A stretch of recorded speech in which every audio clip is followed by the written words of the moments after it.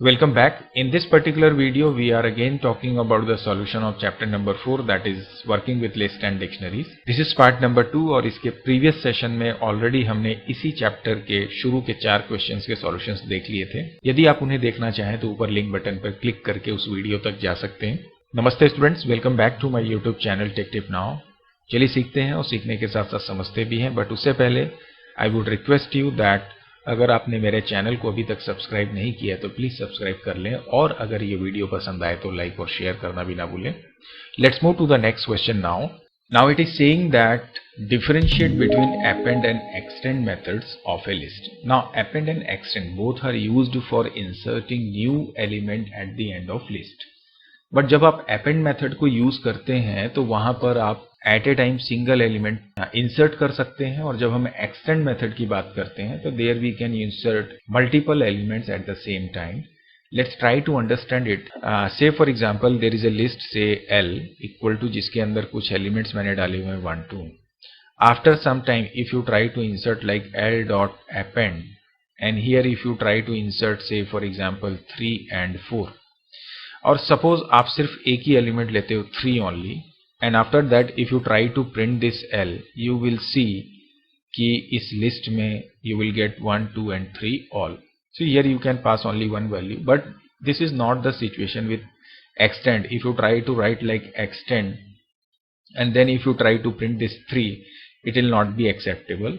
But extend में हम क्या करते हैं, से फॉर एग्जाम्पल L में मैंने 1 2 लिया हुआ है, and if you take L1 equal to say for example 3 and 4, and then if you try to write like L dot extend, and here if you pass this L1, this will now be say for example मैं पहले L को ले लेता हूँ, so now it will be say 1 then 2 then 3 and 4. so this is how we can extend.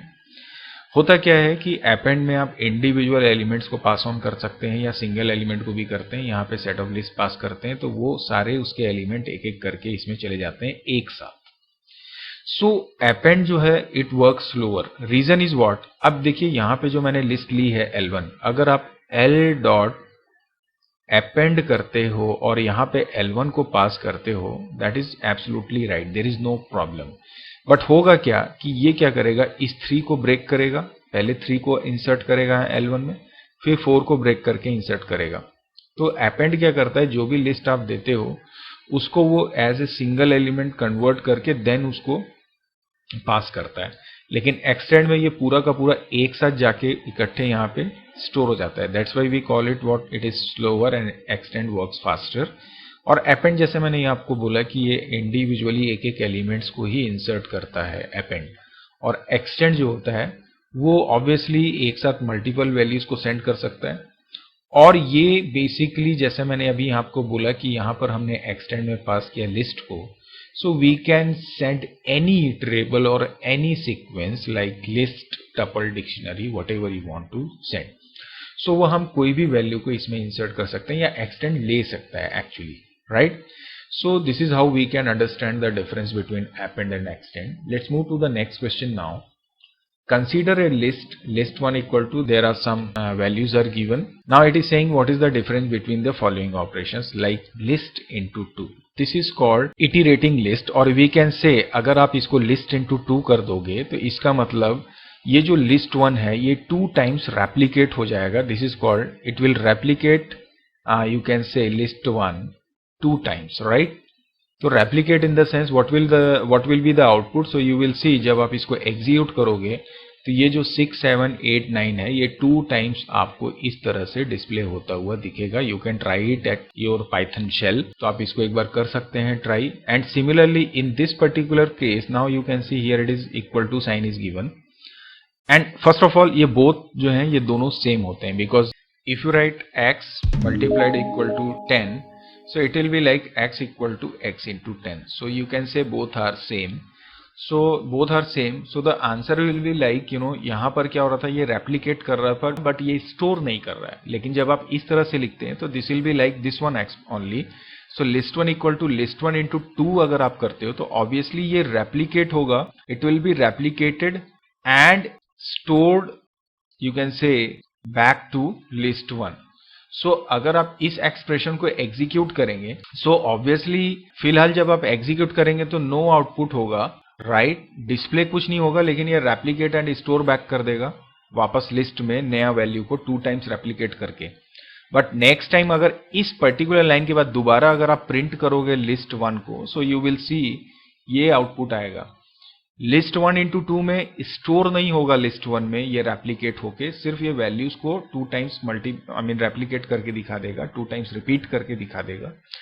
But जब आप into equal to कर रहे हो तो इसका मतलब, या नीचे जो इक्वल टू लिस्ट 1 इंटू 2 करोगे तो यहां पर क्या होगा, ये रेप्लिकेट होगा, 2 टाइम्स इटीरेट होगा, और इटीरेट होने के बाद ओरिजिनल लिस्ट 1 में जाके क्या हो जाएगी, आपकी वैल्यू स्टोर हो जाएगी। सो जब आप उसके बाद नेक्स्ट टाइम डिस्प्ले कुछ नहीं होगा यहाँ पे, लेकिन अगर आप एक अलग से लिस्ट 1 को ट्राई करते हो इसको एग्जीक्यूट करने के बाद, तो यू विल सी रिजल्ट ये आएगा, मतलब ओरिजिनल वैल्यू चेंज हो चुकी है। So this is how we can understand this. Let's move to the next question. The record of a student name, roll number, marks in 5 subject and percentage of marks is stored in following list. You can see here it is one list is given and you can observe one thing that यहाँ पर list के अंदर एक और list डाली हुई है. This phenomena is called nesting of list and this is your roll number index number 0. This is index number 1. This is index number 2 and this is what your index number 3. First of all, put these index number. And for this nested list, you can say again this is 0, 1, 2, 3 and 4. Now let's try to solve the questions now. Percentage of the students, you can observe like this is your percentage. So the name of my list is ST record, you can capital it ST record. And the position now you can see like 0, 1, 2, 3. So we can simply write ST record 3. So it will display you the percentage of record. And similarly in the marks in the 5th subject. Now the marks here, this nested list is your mark. So we can simply say ST, then we can say record, and the index number is what, your 2. But when you write this ST record 2 और अगर आप इसे display करेंगे तो obviously ये पूरे को उठा के दिखा देगा, बट हमें क्या चाहिए, मैक्सिमम 5th सब्जेक्ट का मार्क्स चाहिए। सो इसका मतलब 0, 1, 2, 3 एंड 4, सो 4th पोजीशन। सो हम यहाँ पे क्या करेंगे, इसका सेकेंड एलिमेंट ओरिजिनल लिस्ट का और उस सब लिस्ट का 4th एलिमेंट हमको डिस्प्ले करना है। So we will write in this way, you will get the marks of 5th student. Similarly maximum mark of a student, obviously first of all तो we have ST record, then the position is 2 जहां पे ये marks store है, but ये बोल रहा है कि मैक्स निकालना है, तो we will try to take this max and इसके बाद इसको इस ब्रैकेट के अंदर रख देंगे। Now when you will try to run this program, code और दिस फंक्शन, आपको मिल जाएगा मैक्स वैल्यू इस पर्टिकुलर केस में। आपको अगर डिस्प्ले करना है, अगर डिस्प्ले नहीं हो रहा तो you can also right print और प्रिंट के अंदर इसे डाल सकते हैं, no problem.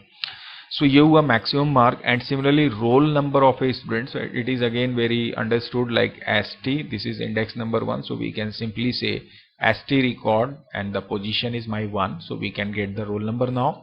And just change the name of student of from Raman to Raghav. We all know that list are mutable. So mutable का मतलब आप directly, अब रमन की जो position है वो 0 है, so we can simply write like ST record and then the position mention करके यहाँ पे आप बोल दीजिए change it to Raghav. So the result you will see कि ये रमन की जगह राघव चेंज हो जाएगा, और उसके बाद अगर आप ST record को प्रिंट करेंगे you will get the result. So let's move to the next question now. So now it is saying that consider the following dictionary. Now ये क्वेश्चन है आपका डिक्शनरी से related. We all know dictionary जहां पर हम की plus उसका value को मेंटेन करते हैं। So this is my key and this is my value. तो अब ये बोल रहा है कि इसकी बेसिस पे ये जो वैल्यूज दी हैं, कुछ क्वेश्चंस हैं, इसको सॉर्ट आउट करिए। सबसे पहले बोला है प्रिंट करो state capital dot gate Bihar. Now get is a method with the help of which आप जो भी की इसके अंदर मेंशन करते हैं उसकी जो वैल्यू होती है वो डिस्प्ले कर देता है। सो वी विल सिंपली से इसका जो आंसर आएगा that will be like Patna, right. And the next question print state capital dot keys, आप इनको पैथन शेल्स में एग्जीक्यूट कर सकते हैं, not a big issue. Now I am trying to explain it through manual way because I think that is much better to understand the concepts and things, and then after we should execute the questions. Now the state capital dot keys. Now we all know first are keys, second are values. Now it is asking to print the keys. So जब आप इस code को execute करोगे, you will get all the keys like Assam, Bihar and Maharashtra, Rajasthan. And similarly in case of values, obviously ये जितनी भी values हैं like Guwahati, Patna, Mumbai and Jaipur, that will be displayed. So I right it in this way. So this will be the result of question number C. So let's move to the next question now. Now again it is saying that print state capital dot items. Now it is saying that items को हमको print करना है. So this item method actually ये क्या करता है? It converts all these key value का combination into tuples and tuples are immutable. इन्हें mute नहीं किया जा सकता. इन दोनों की pairs बन के ये item क्या करेगा? Tuple में convert करेगा इन्हें and then उसके बाद ये display करेगा. So the answer will be like, मैं यहाँ पे इसी जगह पे लिख देता हूं. You will see, you will get this kind of answer like. So this is how you can right कि इसने क्या किया, आपके टपल्स बना दिए, उनका पेयर रेडी किया ब्रैकेट्स में, इंडिविजुअल टपल्स का उनको रेडी करके ये इस तरह से आपके स्क्रीन में डिस्प्ले कर देगा. सो this is how you will get the answers. मैंने यहाँ पे महाराष्ट्र और राजस्थान को मेंशन किया नहीं किया है, that is already understood. You can write in this way. Now the question is saying print len state capital. इसकी टोटल लेंथ कितनी है, that you have to find. So obviously it is very easy to understand, like there are, because ये keys values का pair है, so we can simply से 1, 2, 3 and 4. The answer will be 4, right? So let's move to the next question now. Print Maharashtra in state capital. Now it is what it is actually checking whether this Maharashtra is existing in this state capital dictionary or not. So if it is in, इसका मतलब ये है कि नहीं, ये check करना है. So obviously you can see यहाँ पर ये की एग्जिस्ट कर रही है, so it will return you what simply. अगर ये in की जगह यहाँ पे होता not in, तो ये क्या रिटर्न करता है, यहाँ पे false रिटर्न करता, true रिटर्न नहीं करता, right? So the answer will be simply what, true. Let's move to the next question now. So here it is saying that print what state capital dot get Assam. तो obviously get है, तो ये जो की हमने डाली हुई है Assam, तो इसका जो आंसर ये रिटर्न करेगा obviously it will be like Guwahati. So इसका जो आंसर आएगा वो तो सिंपली हमारा गुवाहाटी हो जाएगा. Now it is saying that Del state capital Assam. Del is a keyword जो क्या करता है, state capital नाम की जो डिक्शनरी हमने ली है उसके अंदर जो भी हमने की डाली हुई है उसको और उससे रिलेटेड वैल्यू को क्या कर देगा, डिलीट कर देगा. डेल जो कीवर्ड होता है, बिकॉज पाइथन में सारी चीजें ऑब्जेक्ट के फॉर्म में होती हैं, so with the help of del we can delete any object. So ये इस क्वेश्चन के अकॉर्डिंग इस पूरी की पूरी कीज को क्या कर देगा, हमारे स्टेट कैपिटल से डिलीट कर देगा.